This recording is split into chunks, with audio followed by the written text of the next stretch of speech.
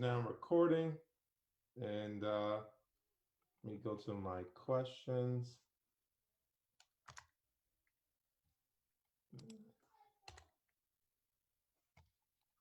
and we'll get going. So, hey world, Frank Simpson, Managing Director of the Simpson firm, Senior Private Wealth Advisor. And today I'm super excited, got a special guest to come on and chat about an interesting topic that a lot of people have questions around. You know, we hear a lot about blockchain, you hear a lot about cryptocurrencies, you hear a lot about artificial technology or artificial intelligence and smart portfolios. And today I have a special guest to come talk to us about just that. So one of the leading researchers in the field of blockchain and artificial intelligence, Albert Fattal. Thanks for joining us today. Frank, very happy to be here. Excited. Can't wait to get going. I have an interesting story that I like to start out with. A couple of months ago, I had a publication that was going through peer review, and that's one of the most difficult, stressful moments. And I think I must have gotten some of the most, number one, difficult questions that somebody can possibly answer, particularly pertaining towards the financial industry, which dealt a lot with the study and publication that I was working on. But as you mentioned, I'm an AI and blockchain scientist. I think I am excited to go through it. I'm very happy for anybody to check my work out, my publications at albertfattal.com. I am honored to be here with you, Frank. I know that you're out on the other coast in Maryland, so a huge technology hub. So very excited to have my presence here, and perhaps I can give some knowledge towards some of your viewers. Look, we're happy to be able to connect. I love throwing it deep to the West Coast for some expertise and trying to cover everyone in the middle. So I'm sure, you know, there's a lot of great value we'll get from this conversation, and certainly by the end of the call, you know, the audience will be well informed of artificial intelligence and blockchain. Speaking of which, you know, expand. There's a lot of misnomers of blockchain, right? There's often confusion around how that ties into cryptocurrency. Let's just start with, what is blockchain? What is artificial intelligence? That's an important question to get through. Often people I notice when interacting with them is that there is a gross misrepresentation of a mixture between both blockchain and cryptocurrency. One might think that they're synonymous to each other. That is absolutely not the case. They're in fact very different from each other. One is the basic fundamental blockchain, which is the basic fundamental, the pillar that I would say a plugin, for example, such as a cryptocurrency, is built on top of it using the foundational technology of blockchain. Whereas blockchain is a secure peer-to-peer network, cryptocurrencies is very much a financial denomination similar to the USD or the euro on a very digitized platform. Cool. So I mean, let's just set the record straight. Blockchain and cryptocurrency are not the same thing. It would be incorrect to say that blockchain and cryptocurrency are synonymous or the same. So yeah, you're right with that statement. Again, blockchain is a foundational technology that something like cryptocurrency is built off of. So tell us a little bit about the technology of blockchain. What's happening behind the scenes? How does it work? That's an exciting technology. Why do we love it so much?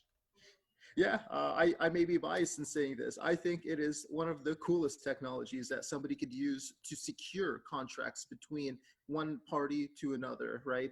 So it's a contractual technology that has a genesis block. It begins with the beginning block, right? Blockchain. And each assertive block that is connected to that initial genesis genesis block is bound by a chain. And the chain is essentially a hypothetical hexadecimal hash, which means it's a series of very large and complex numbers and letters, and they are nearly impossible to have to hack. Although I have a caveat that I'll talk a little bit later based on quantum computing. And one of the most difficult tasks to have to overtake the network is that one would need to have over 50% of the computing power within the system. And I just want to put that into perspective. If there's 7,000 people using, for example, Bitcoin, that's a pretty common cryptocurrency, right? And there's certainly a lot more than that, but let's just simplify. Let's say 10,000 people. An individual that is attempting to hack that or to breach that cryptocurrency to have financial gains would likely have to take over 50% of the computing power that over 10,000 people are taking. And again, that's very simplified numbers that could be a lot easier to work with. So that inherently makes it an extremely secure network. Good question. And you raise a good point about the security of it. Is it the most secure technology that we have right now? It's by far one of the most secure technologies, arguably the most secure technology that we do have. You're going to notice a lot of technology firms, a lot of financial firms are beginning a mass transition into the foundational blockchain technology. Absolutely. So what are some ways outside of, again, just the cryptocurrencies? Because we talked a little bit about that. And of course, people intertwine both. What are some other ways that we are currently using blockchain in society? And what are some things that people aren't thinking of just yet that could be good use for blockchain technology? Yeah, but before I do that, I do want to quickly mention a little bit of history that I wish I mentioned a little bit earlier on. Do you remember peer-to-peer networks such as torrenting, LimeWire? That was towards the 90s. I know that perhaps many of your viewers are a little younger, but that was an initial beginning of what the blockchain was. It did start as a Hey, Albert, I peer-to-peer was in network. college in the late 90s, the early 2000s. I know a lot about P2P. Trust me. Oh yeah, yeah. So many people may not associate the two as being related. In fact, something like uTorrent, LimeWire was another software. These Napster was a were big one, right? Napster. That was likely the most famous of them all. Yeah, they got hit by the lawsuit, but yeah, absolutely. So the history behind it spans all the way to the 90s. Theoretically, in a philosophical concept, it can go back further, but when it became scientifically and technologically applied to the industry, many people would agree that the early 90s, with the advent of P2P networks such as Napster, LimeWire, uTorrent, was the beginning of what blockchain is today. It's, of course, evolved throughout time. But your question, how can it be applied outside of financial industry? In fact, it can be applied in just about every single industry that is looking for some kind of security certification between multiple parties, minimum of two parties, right? So my latest publication, which was AI and blockchain in information systems, dealing with the supply chain management on a business perspective, that's an excellent place to implement blockchain. How does So, AI and blockchain go together? Why so should we they're be very, thinking about those, and why should we think about using those technologies with each other versus just in their own silo?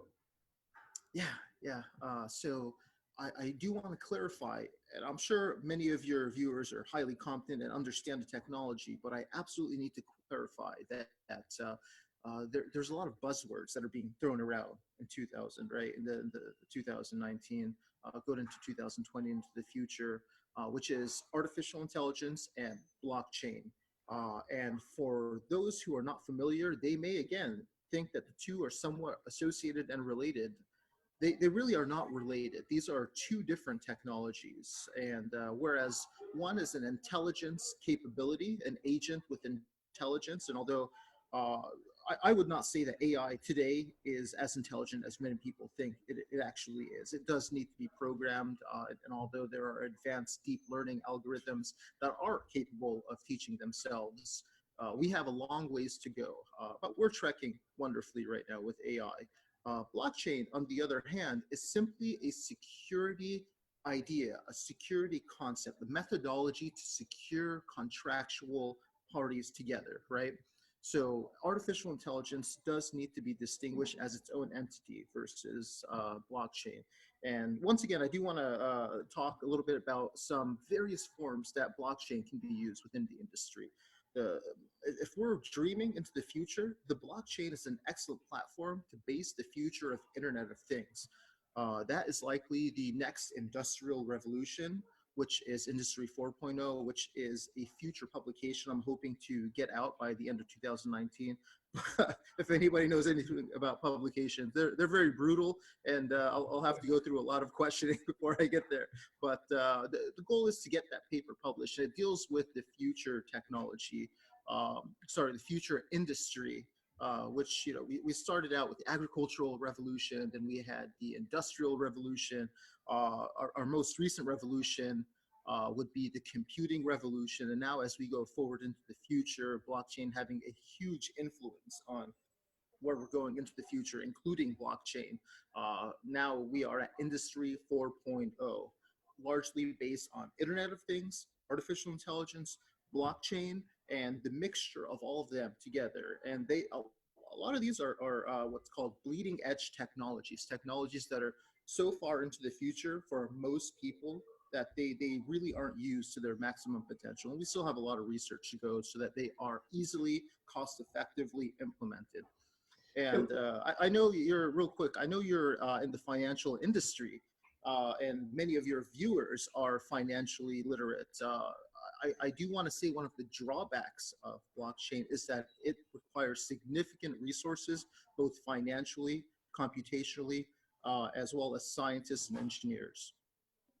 So I'm glad you touched on that, because we hear a lot about smart portfolios, robo advisors, and I think they're all great and certainly have a place. And look, I'm a firm believer in artificial intelligence. I think it helps with. That's great. Happy to hear that. But, you know, as you pointed out, one of the limitations, and things are getting better as systems become more robust, and you can program things to, you know, what if scenarios to happen. You can program, you know, more what if scenarios into how the computer triggers certain events. But the limitation, and you said it without really saying, is that it's artificial intelligence is limited to what the machine can learn and what you can program the machine to learn. Can you touch on that as it relates to finance and the amount of information that has to be consumed at one time to be able to make these decisions, and that ultimately, in my opinion, a robo-advisor creates significant advantages over a traditional advisor, but a traditional advisor, and that's only from a speed standpoint, right? Because they can compute stuff much faster. But from a selection of investment portfolios and getting to know an individual, you know, the individual still wins over the computer technology. And financial planning. Yeah, absolutely. And look, Frank, right now, artificial intelligence does not have the human essence. When an individual that is seeking to invest their portfolio, particularly larger valued portfolios, they may typically be more comfortable talking with the human versus an AI agent, which does not have feelings, does not have the ability to comfort the individual bringing in a large portfolio. On a competency level, I think artificial intelligence is an excellent supplement to mix in to that live agent. So the mixture of the two of them is the gold standard, at least in this day and age. AI is very competent in understanding algorithms, seeing massive amounts of data that no human is even capable of comprehending. But it simply does not have the human essence and the human touch, which is so important to converse, especially if somebody is in a consultancy level that is attempting to broaden somebody's portfolio. That's very important. The human touch is still important. So look, Albert, I totally agree with you on that, and I want to be mindful of your time. We wanted to kind of wet the whistles of the audience, you know, have them talk about blockchain and artificial intelligence in an open forum. So one of the things that we're going to do is we're going to make ourselves available um, for maybe the next 10, 15 minutes to respond to comments in the comments section of this post and really engage the audience on questions that they may have in regards to blockchain, for myself, cryptocurrencies, investments, and how this technology relates to that world. But certainly you're available as an expert in how artificial intelligence and blockchain can be adapted to any workplace. So we'll make ourselves available for comments in the post. And if you're watching this live, certainly feel free to chime in as quickly as possible. And if you're watching this on replay, please hashtag replay. And we certainly appreciate your attention. Hey, look, Al, won't you tell the audience where can they find your research, more information on blockchain, more information on all the artificial intelligence, and how can they follow you as the thought leader in this space? Yeah, I would love to. If you simply go to Google and search AI and blockchain scientists, it's likely that I'm going to be the top result that comes out. That's a very simple way to get in contact with me. If you want to get a little deeper into that, you can go to my website where I publish all of my work, both experimental and those that have passed peer review at albertfattal.com. That's ALBERTFATTAL.com. And you can see a lot more contact information there, including an exciting live chat. So look, I'll leave it with this one thing. This closing thought is that you mentioned it before. Like, we're still in the infancies of these technologies, even though we see the utilization of it in some really impressive areas. There's a lot of things that we haven't thought of as people and how to use these, and there could be some ideas out there that the audience may have that you can turn into a legitimate business idea and make a ton of money using this technology. So I'll let you leave the audience with a final thought or anything that you may not have talked about already, and maybe some tidbits or some other ways to think about these technologies as we close up this session. Sure, Frank. I'm going to close this off by saying, first and foremost, thank you very much. I know there's quite a number of hour differences out on the other coast, so exciting to have an interview with you, Frank. I hope that a lot of your financially interested viewers are able to send some questions. I'm always happy to answer that. And it's an interesting story, right? So we're living in a time when technology and science is progressing at an exponential rate, at a rate that most people are incapable of comprehending. And that's the truth. That's where we're at right now. And we're at the very beginning. We've had about 100 years of really progressive scientific and technological advancements. And this is just the very beginning tip of it. In the next 10 years or so, we're going to see change both in industry, the financial industry, and every other industry based on our industrial revolution, industry 4.0 going forward. There's going to be a lot of exciting things that we can't yet even imagine. It's going to be an exciting moment. Well, look, there you have it, Facebook. You heard it from the best, the leader in blockchain and artificial intelligence. I want to thank my good friend Albert for joining us and enlighten us today. If you have any other questions, feel free to, again, drop them in the comments section of this post, and certainly reach out to Albert as well directly if you want to take the conversation offline. So Albert, look, much appreciation, man. I look forward to catching up with you soon, and thanks for coming on. Thank you, Frank. I'm delighted. All right. All right, man. So look, I'll cut that.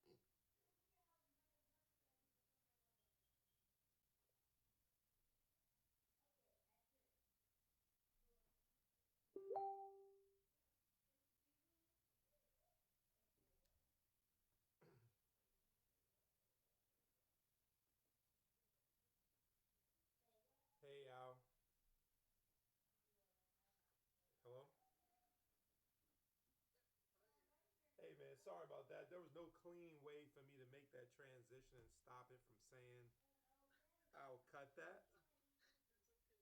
So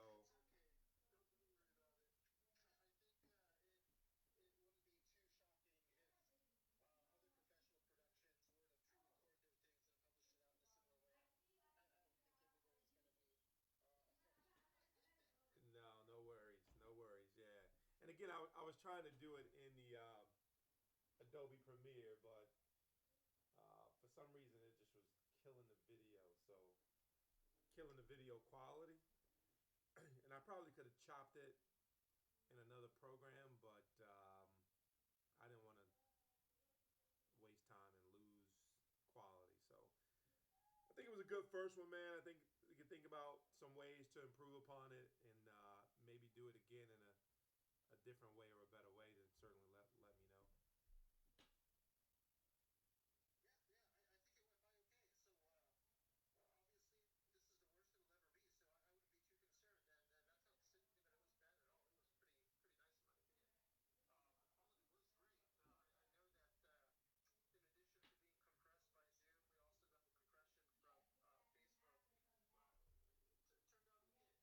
Now Facebook have fixed theirs after the fact. So I don't know if you ever noticed this, but you'll watch a live and it'll be compressed, and then you'll come back and watch it after the fact, and then it'll be fixed. So they'll fix theirs eventually.